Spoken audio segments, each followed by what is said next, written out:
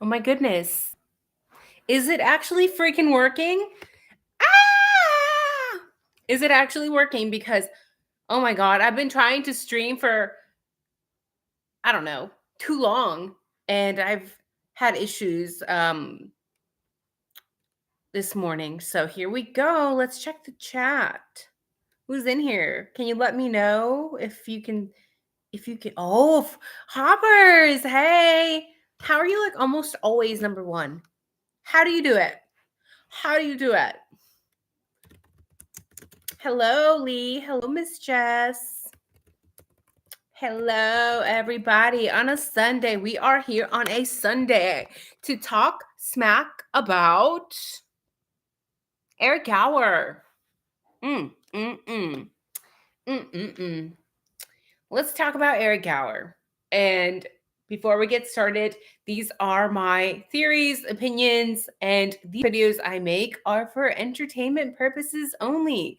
So, guys, also, it's Sunday, the family's here, so if you hear noises, just ignore them, They're usually pretty good, but what are you gonna do? Hopper says lips. Oh, I don't have my chapstick. I forgot my chapstick. And I have made several videos about Eric Gower. And maybe I'm wrong because I know I don't watch other people, right? On YouTube. I typically don't watch other people because I have very limited time. But from what I know, I think I'm one of the only ones that has mentioned Eric Gower having ties back to the Delphi, Indiana area where that crime was committed. You guys remember that? You guys remember that horrible crime?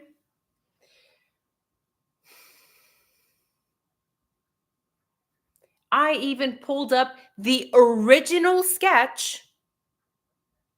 I pulled up the original sketch from the Delphi crime.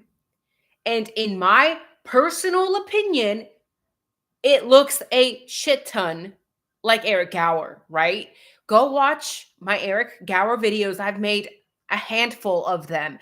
Go watch them because I went back to Eric Gower's childhood, even, and talked about how his parents were separated and talked about how his father lived in Indiana and how his mother lived in Idaho. He was basically raised by his mother, but he would go to Indiana to visit. And when I looked up Eric Gower's father in Indiana, kind of moved around a lot in the Delphi area. And I have my very strong and personal opinions about this. Go watch those Eric Gower videos. Okay. In my opinion, he's very, very sus, right? And I don't want to go over everything here again because I've already done that. And I don't want to waste the time of the people who have been watching those videos in the past. So please go watch those.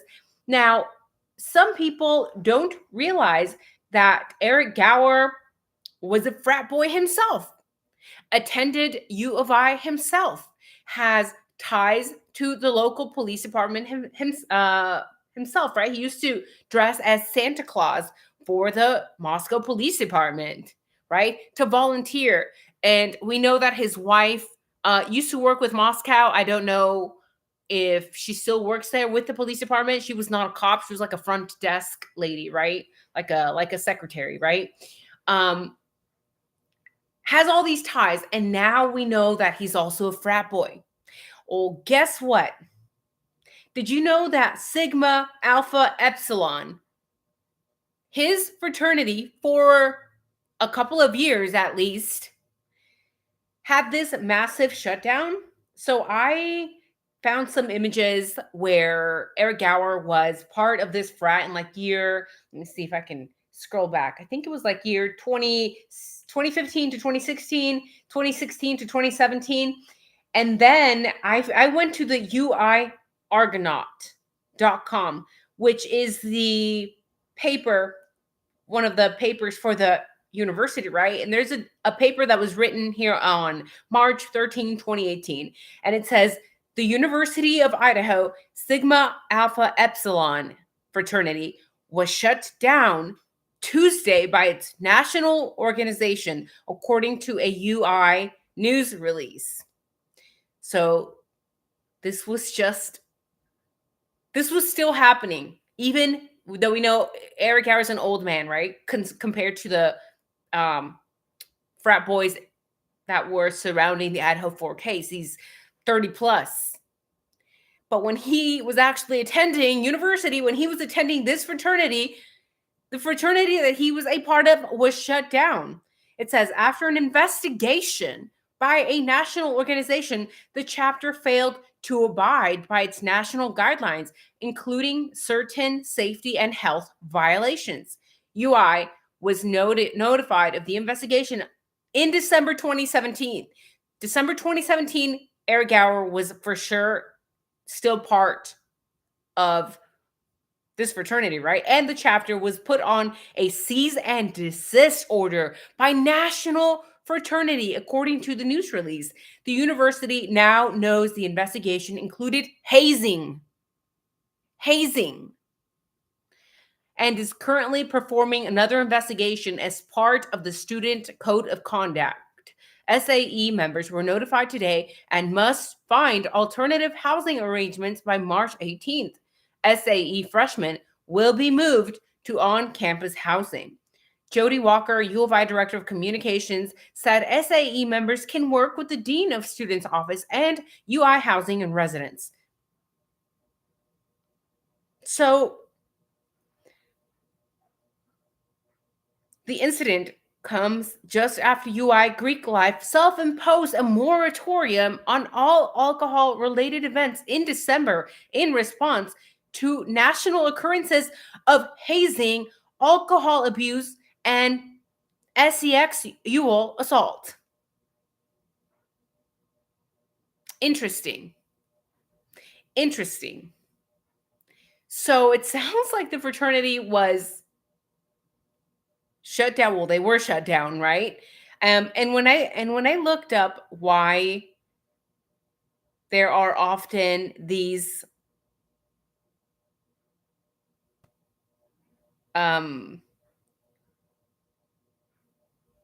sort of things happening, it usually involves, like this document from the university itself mentions, it usually involves rugs, sex assault, usually assault of other people within the university, and hazing, alcohol abuse.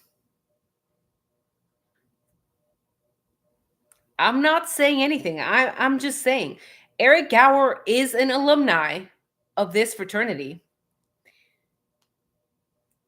Eric Gower is the same person that drove Kaylee and Maddie, one of the last people to have seen the two girls alive.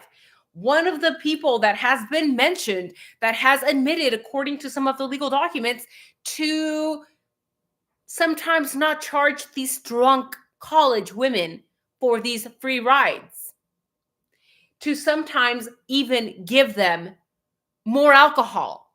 These are underage minors. So if that is the case, why has Moscow PD never really charged him for anything like that? Right? That is against the law. And in the beginning, a lot of people gave Eric Gower the benefit of the doubt, saying he's just a really good man. He's a really, really good man. He's helping these university girls. He's got a pregnant wife. He's got a new freaking baby at home. He is telling drunk college girls that he basically, in my opinion, basically saying that he hates his life, that he can't wait for his wife, for his newborn to go away, right? Because they were going to go away that weekend to visit her parents. And he was going to have the house all to himself, finally, to be able to relax. And when we gave him the benefit of the doubt in the beginning, because that's what we do here, we said, okay, fine. Maybe he was helping people. Maybe he was doing it to be helpful. Because we know he wasn't doing it for Uber, right? He had turned off the app, and that's why Uber came forward and said, we have nothing to do with this. Don't get us involved. Because they were calling him the Uber driver originally. And then Uber said, yeah, no. Because he was not working for Uber at the time that he had picked up Kaylee and Maddie. This is the same grown ass man that is picking up underage drunk college women and giving them small shooters. He's literally giving them shots. That sounds, in my opinion, like somebody who's wanting to be a predator, right? So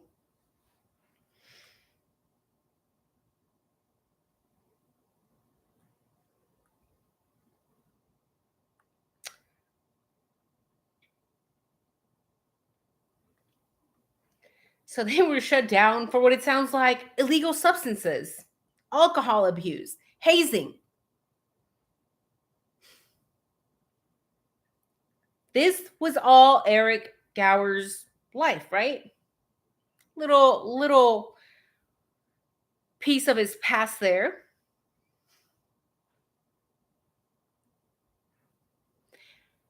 I also find it very interesting that according to this article, they're basically saying you're going to be dry, you're going to be good little boys, you're going to be good little frat boys, and then you're going to be able to rejoin in August 2022 as long as you guys stay dry. Right? Dry meaning no alcohol.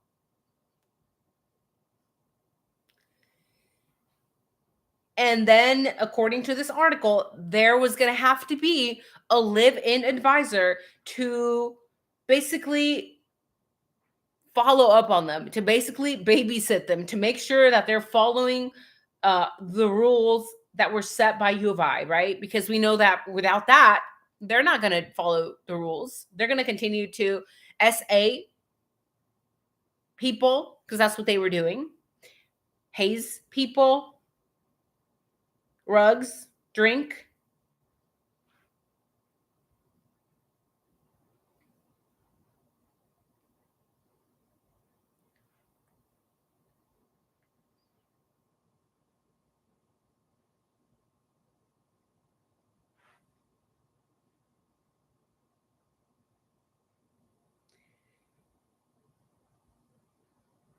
And then when you go through this paper, as I'm doing now, they're basically saying they're fighting the university. They're fighting the university, and they're saying we don't want to wait to be able to open up Sigma, Alpha, Epsilon until August 2022. No, we want it opened by the spring of 2021.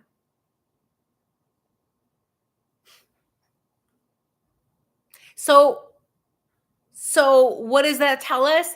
It tells us that the alumni don't give a shit. They don't care.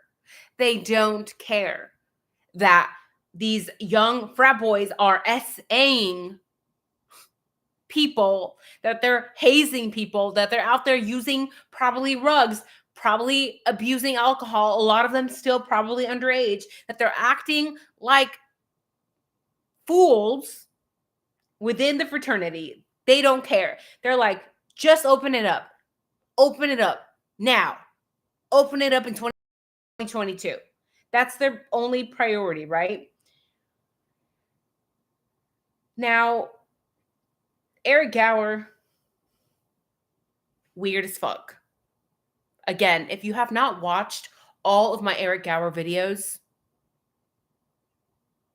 please watch them, because I have my theories on Eric Gower. I think a lot of people have not looked too deeply into Eric Gower because he made it seem like he was just a friend. He was helping the girls. He's picking them up and dropping them off. But then he also gave these random ass interviews to several of the news channels, right? And so many people, when I talk about that, they get upset. They're like, that wasn't Eric Gower. That was somebody else posing as Eric Gower. How do you know that?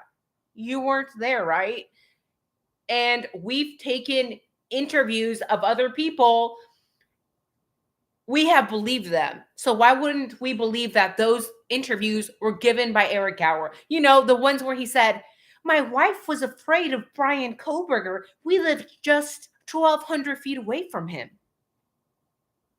If that wasn't Eric Gower, then why would a journalist say that was Eric Gower? In my opinion, it was Eric Gower. Eric Gower also happened to magically insert himself into this investigation. Remember, he said he didn't hear about this until like much, much later, like a week later. This was the man who was magically cleared by a paper Taco Bell receipt. He was cleared over the phone, by the way. Probably because he's besties with the cops, right? What have I said in the past? People who score high in psychopathic traits or are psychopaths typically don't look like Brian Koberger. They are typically not socially awkward. They're typically not anxious. They are typically not OCD. Okay, most psychopathic people or people who score high in these traits are cool, calm, collected. They are social butterflies, and they often have several ties to several members within the communities. Sometimes people who score high in psychopathic traits are high leaders in religious positions. They have a lot of friends at church. They seem like a normal member of society. They have wives. They have kids. They do things on the side to help. Volunteer work, right? And we know Eric was volunteering to pick up drunk chicks on the, after his regular job. Which in my opinion, it sounds like he just wanted to get away from home. Because sometimes, according to the legal documents, he wasn't charging people. So we gave him the benefit of the doubt. We said, maybe he was trying to make a little bit of extra money because now he has a new baby. But if you're out there picking up drunk girls, showing a lot of skin and not charging them, it doesn't sound like you were doing this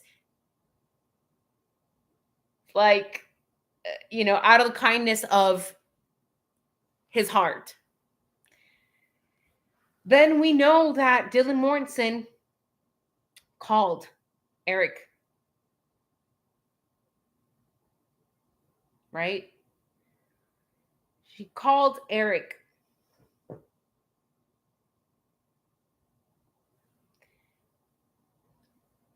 And she texted Eric and she said, "Are you still driving? Are you still driving? Why do you want to know? First of all, why do you want to know if he's still driving? Why wouldn't he be? If supposedly, Dylan, you just said that he had dropped off Kaylee and Maddie. She literally texted him just minutes after. Is it because you were still hungry? Okay, and if you were still hungry, what happened to that hunger? What happened to that hunger? Because according to Dylan's story, she stayed in the room and they didn't call the cops until noon. So what happened to your hunger? We already know that the girls were lying, and that's a big boom, right? That should have been the biggest boom for a lot of the guilters.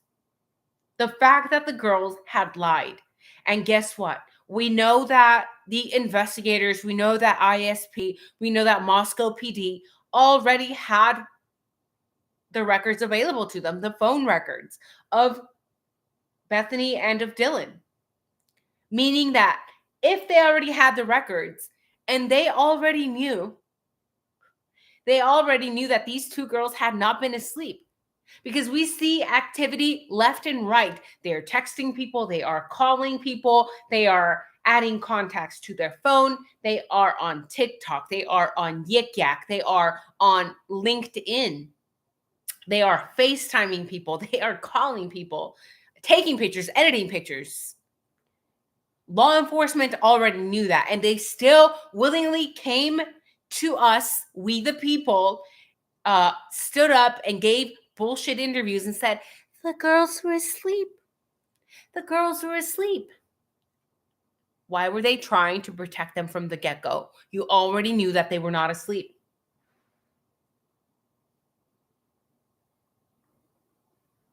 Coffee. Okay. Dylan and Bethany were not asleep. Stop saying that. Everybody already knows they were not. Okay. That is one of the largest pieces of information that we've had. That was a lie. There's nonstop activity from the time the crime took place, allegedly, until the cops were called. Activity nonstop. And then we have Dylan Mortensen texting Eric Gower at 2 a.m. because she wanted to go back out to the food truck. Even though it closed at 2:30, right?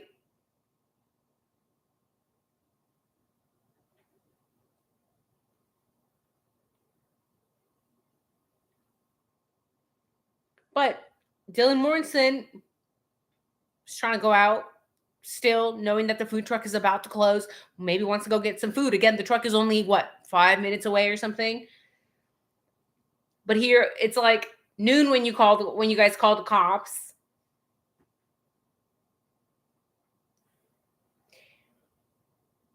When did Dylan eat? If she was so hungry at 2:10 in the morning, did Dylan leave her bedroom? Did she leave her bedroom to go get food? Did she go to the kitchen? Did she go somewhere else? Okay. Weird stuff everywhere. And then we know that Eric Gower's fraternity was shut down because they were SAing people, using probably rugs and alcohol, hazing people.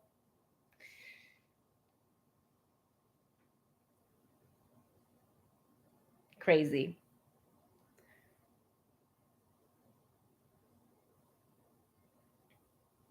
Dylan is calling people. She's calling people. And there's activity starting basically the whole time.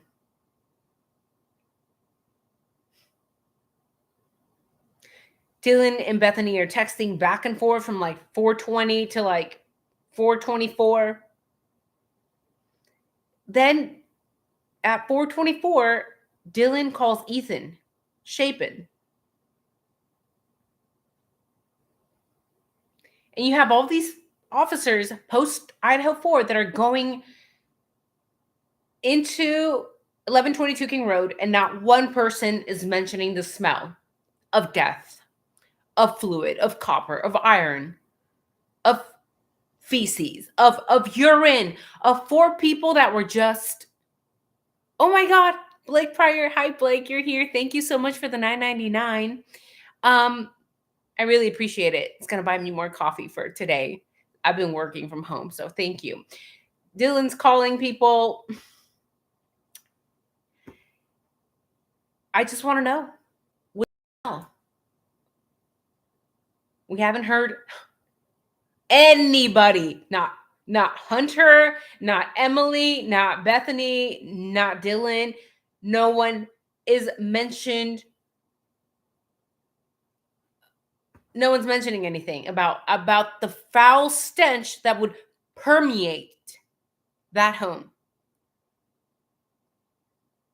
And I'm telling you, as somebody who works in a freaking research laboratory, guys, even a small amount of red fluid, if it's exposed out in the open, where there's oxygen, it freaking reeks. It freaking reeks. Just this past week, I was doing some testing, some research testing, and I wasn't paying attention, and I spilled, I don't know, let's say 8 drops no more than 8 drops of red fluid on the floor. That smelled horrible. 8 drops. I could smell it from where I was at to the floor. I could smell it because it's iron, it's copper. It stinks. And here we have these 4 people that were shanked and cut up and stabbed like Xana, the fucking hero. Hello? If there is one fucking hero in this story, it wasn't Kaylee, it wasn't Maddie, it was Xana. And this is not because I'm trying to demean anybody else. I'm just saying, Xana had 50 plus stab wounds. There would be red fluid everywhere. And the house would stink. Okay. The smell smells strongly. It permeates everything. 50 plus stab wounds. Not to mention, Kaylee had 20 plus, and so did other people. And Ethan's leg was carved. You would recognize that smell. And even if you have never been around red fluid, which would be weird, right? Because all of us have at least nicked ourselves with paper cuts or whatever. Your brain would say there's something weird here. Something smells bad. You may not know what that bad smell is, but you would know. You would know. It would smack you in the face. Like, it would smack you in the face. The smell is so strong. And then we have Dylan, who has mentioned that I don't know if Ethan was in the house. I don't know if Xana was in the house. I don't know if they ever made it home. Why is it then, Dylan, that at 4:24 a.m. you are then choosing to call Ethan Chapin first?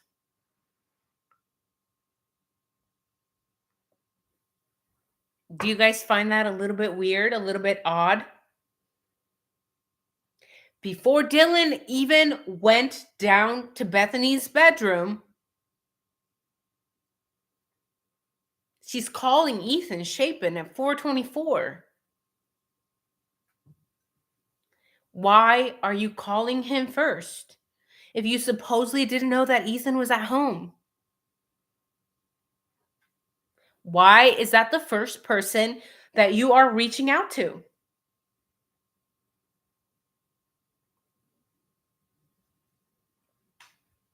If you don't know that he's there, that's the first person you're going to call? Weird.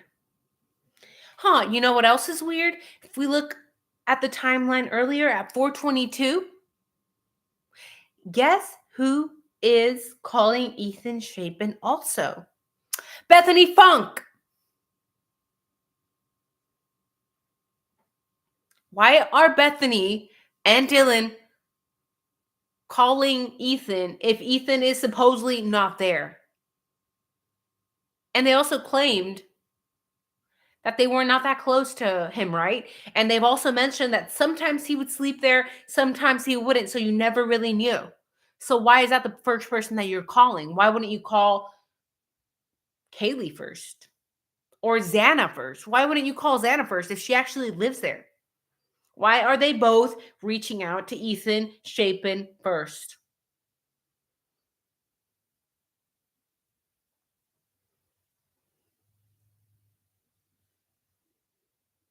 There's a pattern to these phone calls, right? Supposedly, Bethany has no clue what's going on. I don't know what's going on, right? She claims that she thinks that people were just upstairs cooking in the kitchen, had no idea,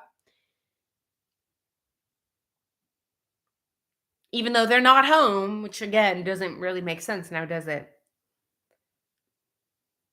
But these girls, while being in separate bedrooms, because at 4:22, Bethany was in her bedroom allegedly still alone, still unaccompanied by Dylan. And then at 4:24, Dylan is supposedly still alone in her bedroom unaccompanied. So why are they both calling? Just within 2 minutes, why are they both reaching out to Ethan Chapin.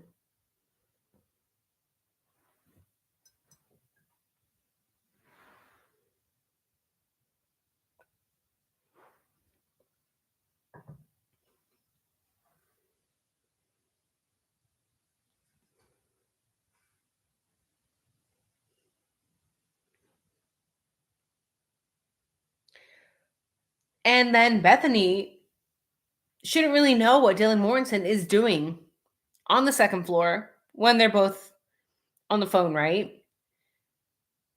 So why isn't it that Bethany thinks of calling Kaylee or try to text her, try to reach out to her? You're just gonna call Ethan instead.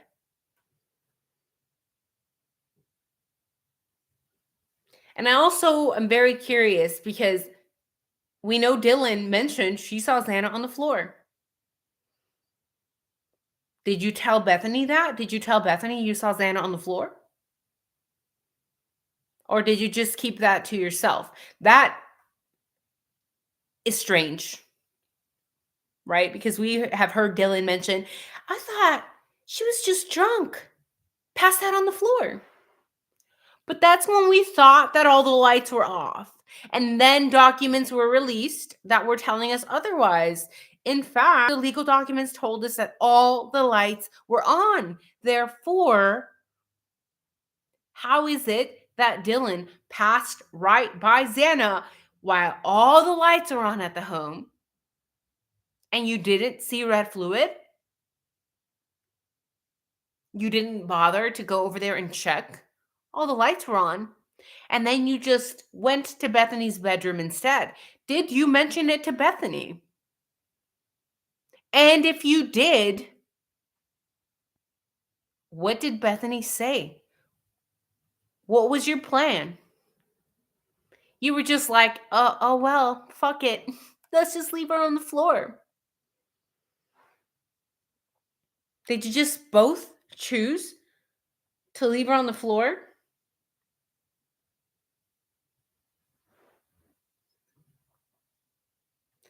So when Dylan went back downstairs to Bethany's room, neither of you thought, hey, maybe let's go and check back on Xana since she's on the floor.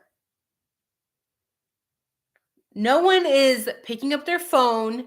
No one is replying back to your text messages. You're calling Ethan Chapin of all people, which is weird because you said you thought he wasn't there, right?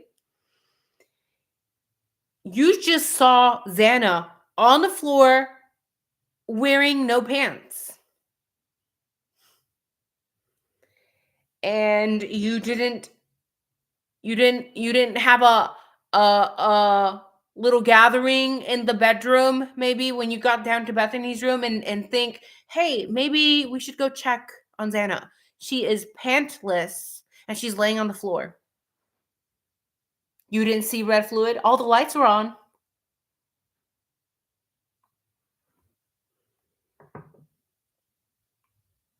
Maybe we should go check on her.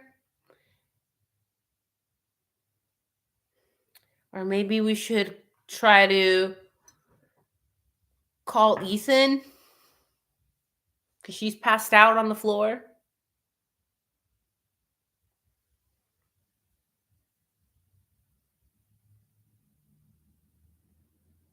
Again, you called Ethan Chapin before you even knew anything, before you even stepped out of the bedroom. But then you step out of the bedroom, you see Xana, and you don't try to call Ethan again. You don't try to call anybody.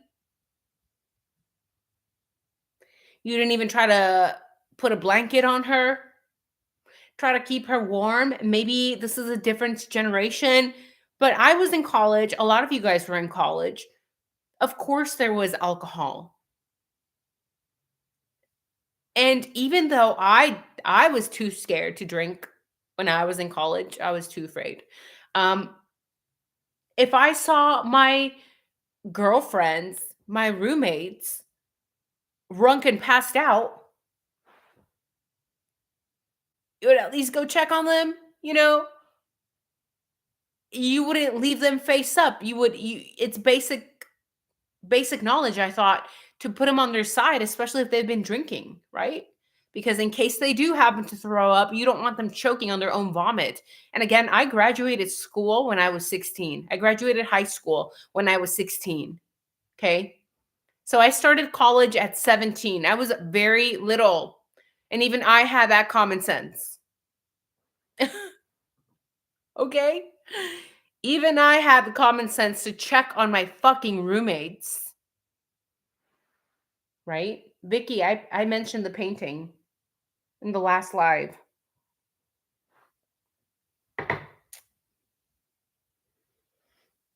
Okay, there's no excuse for any of this weirdness that happened at 1122 King Road. Again, reminder, these are grown ass women who law enforcement lied to us about in the beginning. They tried to force feed us a false narrative, even though they already knew that these girls had not been asleep because they already had access to their phone records from the get go, knowing these two girls were wide awake, texting, TikTok, yik yak, taking pictures, editing pictures, uploading pictures, adding contacts, calling people, FaceTiming people, eating chips, calling their dad while they're eating chips, but supposedly their tooth hurts. Right? All you have to do is you would be honest. If the cops come over and you have to call them and you interrogate them, you would be honest, right? And you would tell your story, your side of the story, unless of course you're trying to hide what actually took place.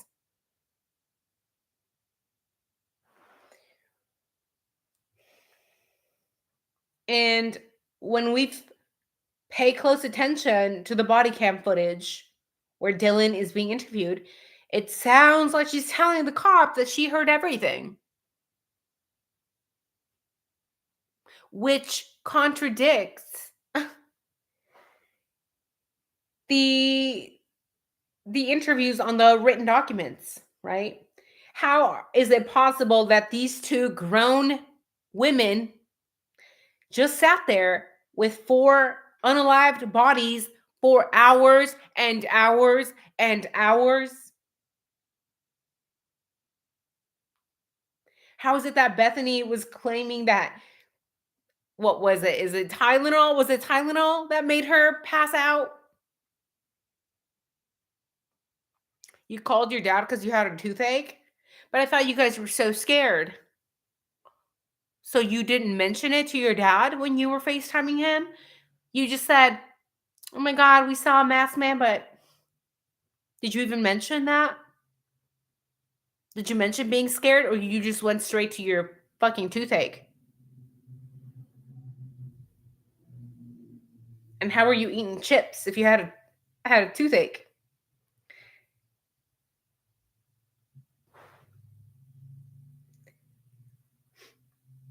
And if you took a medicine, where was the medicine that you took?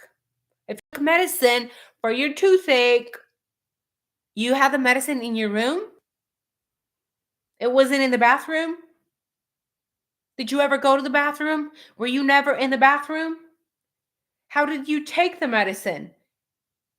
Did you have water in your room, or did you go to the bathroom to get water?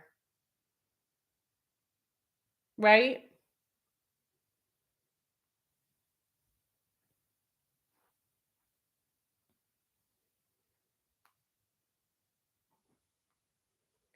And remember, Bethany told Dylan in those messages that Xana was wearing all black. Insinuating what?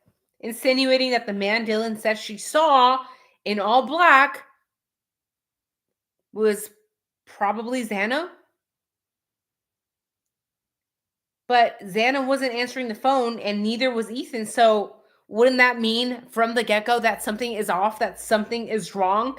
And yet you still didn't think, you know, for half a second to Call 911 because you saw an unknown man in the house? You just went to sleep, right? Went to sleep, but we know that's a lie.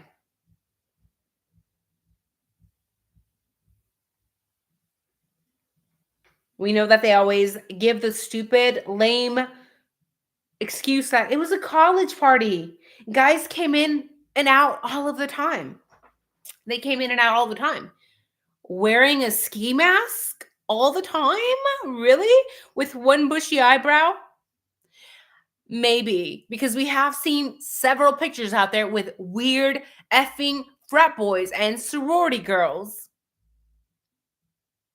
posing with K bars. Okay. I have not forgotten about that. And I know you guys haven't either. If you have been here with our family here on this channel, you remember those pictures. What happened to all of those pictures? I have saved a lot, but a lot of people remove those pictures from the internet, right? And yes, we've seen Dylan posing, right, with her boyfriend wearing ski masks.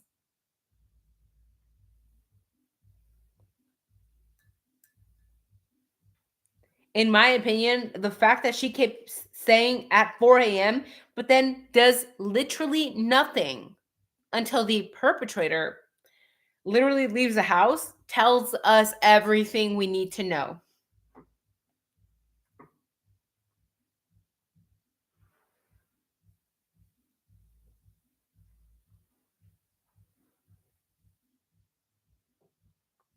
And if they were so afraid, there was a window in Bethany's room, right? Why didn't they escape? Why didn't they run for help? Why didn't they tell their parents when they talked to them that somebody was in the house?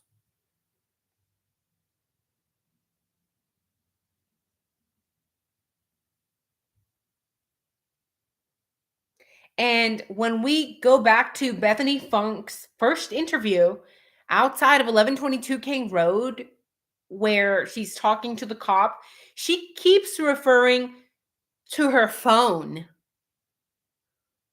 for the times that very specific things happened. Okay, that is odd. That is a red flag. That should stick out to all of us, right? And not even knowing anything, right? That was right after. That was right after the crime had taken place. But she kept saying, "Oh, just refer back to my phone." It's almost like they were trying to stick to a very specific story.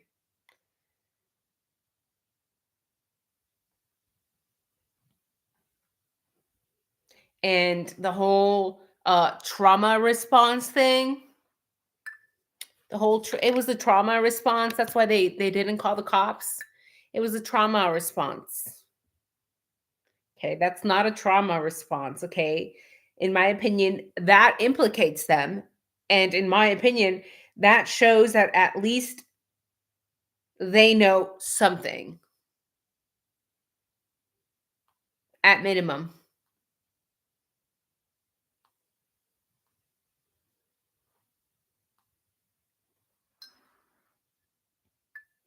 And the whole text exchange, when we review that, the text back and forth between Dylan and Bethany, call me crazy, call me crazy, but they seem a little staged in my opinion, right? Because then if you have all these texts that are very specific, um you're going to use that as proof to have a timeline that suits your narrative.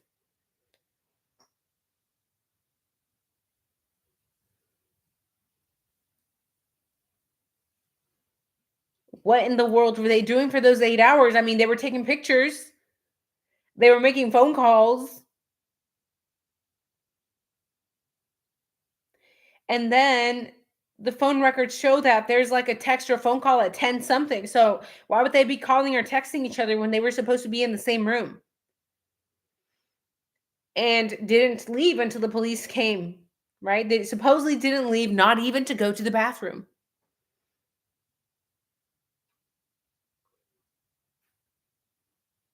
And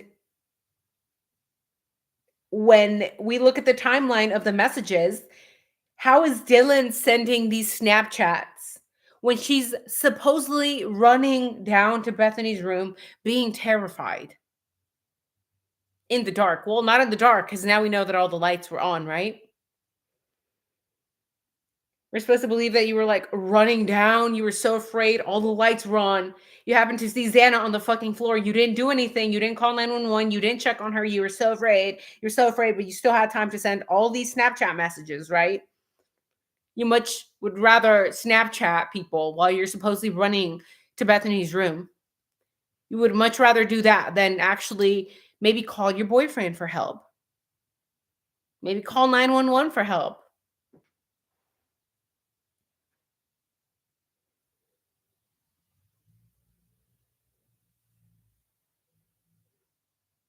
It's weird.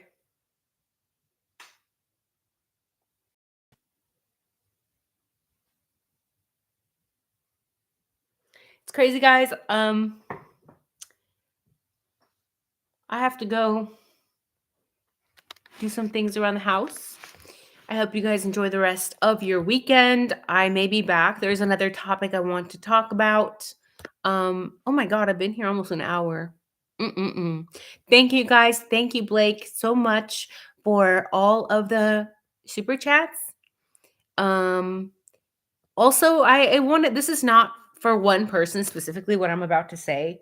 I do like you guys a lot, right?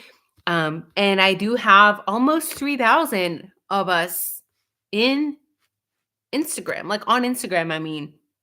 And there are a lot of people that send me videos like, please watch this, please watch that. I don't usually have time to watch all of those things.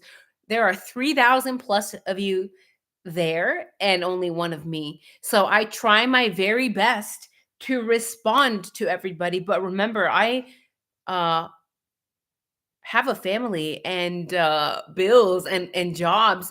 So don't take it personally if I'm being a little bit short on messages. Doesn't mean I don't like you guys. Doesn't mean I am ignoring the YouTube videos that you guys are sending me of other creators regarding the Idaho 4. Sometimes the videos that you guys are sending me are like 2 hours long. So I typically don't have time to watch those things. But when I do have time, if I do have time, I will try my very best to respond to all of you in a more lengthy, you know, more lengthy answers. So thank you guys for joining me in today's live. Um, Maybe we'll see you later. Take care. Bye bye.